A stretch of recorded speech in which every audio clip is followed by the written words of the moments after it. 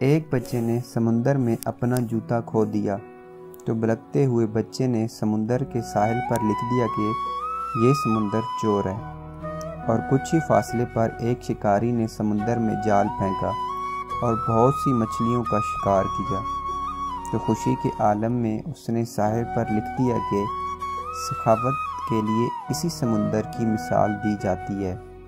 اے بحر سخاوت، سخاوت تم سے اور تم سخاوت سے ہو۔ نوجوان غوطہ خور نے سمندر میں غوطہ لگایا اور وہ اس کا آخری غوطہ ثابت ہوا۔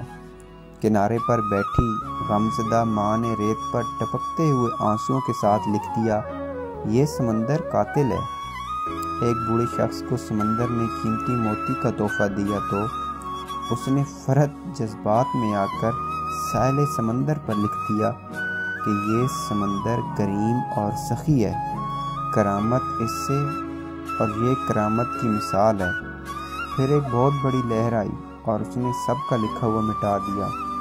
لوگوں کی باتوں پر سر مت دھرو، اور جو شخص وہ کہتا ہے جہاں سے وہ دیکھتا ہے۔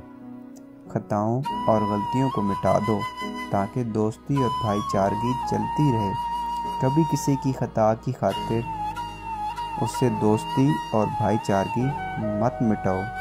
جب تمہارے ساتھ برا سلوک کیا جائے، جواب میں اس سے بدتر کا مت سوچو بلکہ نیکی کی نیت کر لو، کیونکہ قرآن میں رب العزت فرماتے ہیں بھلائی اور برائی کبھی برابر نہیں ہو سکتی، اور برائی کو اچھے طریقے سے دور کر دو۔ ایسی مزید خوبصورت ویڈیو حاصل کرنے کے لیے ہمارا چینل اردو نیوز سبسکرائب کریں۔ شکریہ۔